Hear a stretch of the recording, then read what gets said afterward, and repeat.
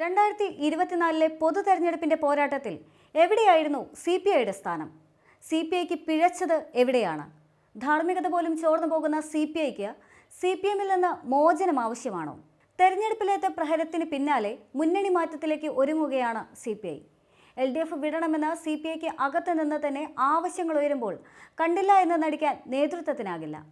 LDF വിടണമെന്ന ആവശ്യമുയർന്നത് CPI Idukki ജില്ലാ കൗൺസിലായിരുന്നു. പാർട്ടിക്ക് പുറത്തു നിന്നും കനത്ത വിമർശനങ്ങൾ ഉയർന്നിരുന്നു. CPMനോടൊപ്പം ചേർന്നതിന് ശേഷമാണ് CPIക്ക് ധാർമ്മികത ചോർന്നുപോയത് എന്ന് മുസ്ലിം ലീഗ് പരസ്യമായി വിമർശിച്ചിരുന്നു. CPMനൊപ്പം കൂടിയ ശേഷം നഷ്ടങ്ങളുടെ കണക്കല്ലാതെ എന്തെങ്കിലും നേട്ടം CPIക്ക് ഉണ്ടായോ എന്ന ചോദ്യവും ഉയർന്നു വന്നിരുന്നു. വിമർശനങ്ങൾ കുമിഞ്ഞുകൂടുകയും തങ്ങളുടെ ധാർമ്മികതയെ വരെ ചോദ്യം ചെയ്യപ്പെടുകയും ചെയ്ത സാഹചര്യത്തിലാണ് CPI ഇത്തരമൊരു നീക്കത്തിലേക്ക് ഒരുങ്ങുന്നത്. രാജ്യത്ത് ഇന്ത്യ മുന്നണിയുടെ ഭാഗമാണ് CPI. കേരളത്തിൽ LDFനൊപ്പം എന്തിനു തുടരണമെന്നും കൗൺസിൽ യോഗത്തിൽ അംഗങ്ങൾ ചോദിക്കുന്നുണ്ട്. CPMനൊപ്പം ചേർന്നപ്പോൾ പാർട്ടിക്ക് നഷ്ടം മാത്രമേ ഉണ്ടായിട്ടുള്ളൂ. മുൻപ് കോൺഗ്രസിനൊപ്പം നിന്നപ്പോൾ 2 മുഖ്യമന്ത്രിമാരെ ലഭിച്ചുവെന്നും അംഗങ്ങൾ അഭിപ്രായപ്പെട്ടു. പാർട്ടിയുടെ 4 മന്ത്രിമാരും പരാജയമാണ്. CPIയുടെ വകുപ്പുകൾക്ക് പ്രതിച്ഛായ നഷ്ടപ്പെടാൻ ധനവകുപ്പ് കാരണമായെന്നും കൗൺസിൽ അംഗങ്ങൾ വിമർശിച്ചു. യോഗത്തിൽ മുഖ്യമന്ത്രി പിണറായി വിജയനും സംസ്ഥാന സർക്കാരിനുമെതിരെ അംഗങ്ങൾ രൂക്ഷ വിമർശനം ഉന്നയിച്ചു. നരേന്ദ്രമോദി ജനങ്ങളിലേക്ക് അടുക്കാൻ ശ്രമിക്കുമ്പോൾ മുഖ്യമന്ത്രി ജനങ്ങളെ അകറ്റുന്നു. ഇടുക്കി ജില്ലയിലെ പരാജയത്തിന് കാരണം ഭൂപ്രശ്നങ്ങളാണെന്നും യോഗം വിലയിരുത്തി. തെരഞ്ഞെടുപ്പ് പരാജയത്തിന് ശേഷം പലപ്പോഴായി CPMനെ വിമർശിച്ച് CPI രംഗത്തെത്തിയതാണ്. മുഖ്യമന്ത്രിയുടെ ധാർഷ്ട്യമാണ് പരാജയത്തിന്റെ കാരണമെന്ന് CPI സംസ്ഥാന സെക്രട്ടറി ബിനോയ് വിശ്വം പരസ്യമായി തുറന്നടിച്ചു. ലോക്സഭാ തെരഞ്ഞെടുപ്പിലെ കനത്ത തോൽവിക്ക് കാരണം ഭരണവിരുദ്ധ വികാരമാണെന്ന CPM സംസ്ഥാന സമിതിയിൽ പോലും വിമർശനമുയർന്നിരുന്നു. മുഖ്യമന്ത്രി പിണറായി വിജയനും സംസ്ഥാന സർക്കാരിനുമെതിരെ അതിരൂക്ഷമായ വിമർശനമാണ് ഉയർന്നത്. സംസ്ഥാന സർക്കാരിന്റെ ജനക്ഷേമ നടപടികൾ ജനങ്ങളിലേക്ക് എത്തിയില്ല. ക്ഷേമ പെൻഷൻ മുടങ്ങിയത് തിരിച്ചടിയായി. ന്യൂനപക്ഷ പ്രീണനം തിരിച്ചടിയായി എന്നും പ്രതിനിധികളിൽ നിന്ന് വിമർശനങ്ങൾ പരക്കെ ഉയർന്നു. സംസ്ഥാനത്ത് ഭരണവിരുദ്ധ വികാരമുണ്ട് എന്ന് യോഗത്തിൽ പങ്കെടുത്ത CPM ജനറൽ സെക്രട്ടറി സീതാറാം യെച്ചൂരിയും അഭിപ്രായപ്പെട്ടു.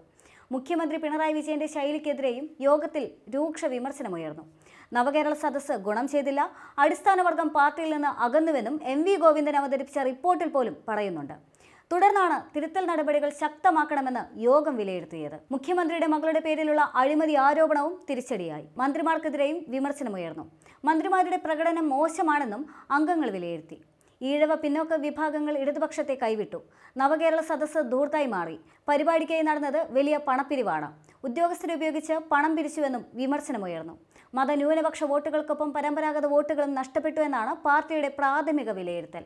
പാർട്ടിയുടെ കേഡർ വോട്ടുകൾ വരെ BJPയിലേക്ക് പോയെന്ന് തെരഞ്ഞെടുപ്പ് ഫലത്തിന് പിന്നാലെ ചേർന്ന സെക്രട്ടേറിയറ്റ് യോഗം വിലയിരുത്തിയിരുന്നു. CPM സംസ്ഥാന സെക്രട്ടേറിയറ്റിൽ തെരഞ്ഞെടുപ്പ് കാലത്തും അതിനു മുൻപും പിണറായി വിജയനുമായി ബന്ധപ്പെട്ട് നടന്ന വിവാദങ്ങൾ സമിതിയിൽ എണ്ണി അംഗങ്ങൾ പറയുകയുണ്ടായി. പൊതുസമൂഹത്തിലെ ഇടപെടലിൽ കാര്യമായ മാറ്റം ആവശ്യമാണെന്നും സമിതിയിൽ ആവശ്യമുയർന്നിരുന്നു. അനവസരത്തിലാണ് പിണറായി വിജയന്റെ വിദേശയാത്ര നടന്നതെന്നും അത് പാർട്ടിക്ക് ദോഷം ചെയ്തുവെന്നും സമിതിയിൽ വിമർശനമുയർന്നു. മൈക്കിനോട് പോലും കയർക്കുന്ന രീതി പാർട്ടിക്ക് അവമതിപ്പുണ്ടാക്കിയെന്നും ചിലർ ചൂണ്ടിക്കാട്ടി. ലോക്സഭാ തെരഞ്ഞെടുപ്പിലെ വോട്ട് ചോർച്ചയും തിരിച്ചടിയുമൊക്കെ സർക്കാരിനെതിരായ മുന്നറിയിപ്പാണെന്ന പ്രതിപക്ഷ ആരോപണം നിലനിൽക്കെയാണ് മുഖ്യമന്ത്രിയെ ഉൾപ്പെടെ സംസ്ഥാന സെക്രട്ടേറിയറ്റിൽ വിമർശിക്കുന്നത്. മുൻ മുഖ്യമന്ത്രി ഉമ്മൻചാണ്ടിയുടെ അനുസ്മരണ യോഗത്തിൽ പ്രസംഗിക്കവേ മുഖ്യമന്ത്രിയുടെ മൈക്ക് നിലച്ചതുമായി ബന്ധപ്പെട്ട് കേസെടുത്ത സംഭവം വലിയ വിവാദമായിരുന്നു. പിന്നീട് കേസ് പിൻവലിച്ചെങ്കിലും ഈ വിവാദം പ്രതിപക്ഷം ഏറ്റുപിടിച്ചിരുന്നു. മുഖ്യമന്ത്രി വിദേശയാത്ര നടത്തിയതും വലിയ വിവാദങ്ങൾക്കാണ് വഴിയൊരുക്കിയത്. കൂടാതെ തിരുവനന്തപുരം മേയർ ആര്യ രാജേന്ദ്രനും MLA സച്ചിൻ ദേവും ഉൾപ്പെടെ KSRTC ഡ്രൈവറുമായി ബന്ധപ്പെട്ട വിഷയവും സംസ്ഥാന സെക്രട്ടേറിയറ്റിൽ ചർച്ചയായി. കടുത്ത വിമർശനമാണ് ഇതിലുണ്ടായത്. വിവാദം പൊതുസമൂഹത്തിൽ അവമതിപ്പുണ്ടാക്കിയെന്നും പാർട്ടി സംസ്ഥാന സെക്രട്ടറി ഇവരെ പിന്തുണച്ചത് ദോഷം ചെയ്തെന്നും യോഗത്തിൽ അഭിപ്രായമുയർന്നു. ഇതിനു പുറമെ വടകരയിൽ KK ശൈലജയുടെ പരാജയവും ചർച്ചയായി. ശൈലജയെ ഒതുക്കാനാണ് വടകരയിൽ മത്സരിപ്പിച്ചത് എന്നായിരുന്നു ചില പ്രതിനിധികൾ വിമർശിച്ചത്. EP ജയരാജനും കണക്കിന് കിട്ടി. ദലാൽ നന്ദകുമാറുമായുള്ള ബന്ധം പൂർണ്ണമായും ഒഴിവാക്കേണ്ടതായിരുന്നു എന്നായിരുന്നു പ്രധാനമായും ഉയർന്ന ആവശ്യം. തെരഞ്ഞെടുപ്പ് സമയത്ത് EP ജയരാജനുമായി ബന്ധപ്പെട്ട് ഉയർന്നു വന്ന വിവാദങ്ങൾ കാര്യമായി ക്ഷീണമുണ്ടാക്കിയെന്ന് നേരത്തെ തന്നെ പാർട്ടിയിൽ വിമർശനമുയർന്ന കാര്യമാണ്.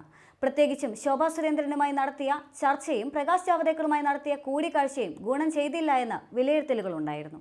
അതേസമയം മുഖ്യമന്ത്രിക്കെതിരെ ഉയർന്ന വിമർശനങ്ങൾ പൂർണ്ണമായും അവഗണിക്കരുതെന്നാണ് CPM സംസ്ഥാന സെക്രട്ടേറിയറ്റിന്റെ വിലയിരുത്തൽ. സർക്കാർ സേവനങ്ങൾക്ക് മുൻഗണന നിശ്ചയിക്കണമെന്നും ജില്ലാ കമ്മിറ്റികളിൽ നിന്നുയരുന്ന വിമർശനങ്ങൾ തള്ളിക്കളയരുതെന്നും യോഗം വിലയിരുത്തി. ലോക്സഭാ തെരഞ്ഞെടുപ്പിൽ അപ്രതീക്ഷിത തിരിച്ചടിയാണ് ഇക്കുറി CPM-ന് നേരിടേണ്ടി വന്നത്. കഴിഞ്ഞ തവണ ലഭിച്ചതിന് സമാനമായി ഇക്കുറിയും ഒരു സീറ്റ് ലഭിച്ചുവെങ്കിലും വോട്ട് വിഹിതത്തിൽ കാര്യമായ ഇടിവാണ് ഇത്തവണ ഉണ്ടായിരിക്കുന്നത്. ആലപ്പുഴ മണ്ഡലത്തിൽ ഉൾപ്പെടെ ഒറ്റയടിക്ക് 1 ലക്ഷത്തിലധികം വോട്ടുകളുടെ കുറവാണ് ഉണ്ടായത്. ഇതിന്റെ കാരണങ്ങൾ പരിശോധിക്കുന്ന വേളയിലാണ് മുഖ്യമന്ത്രിയുടെ ഇടപെടലുകൾ ചർച്ചയാവുന്നത്.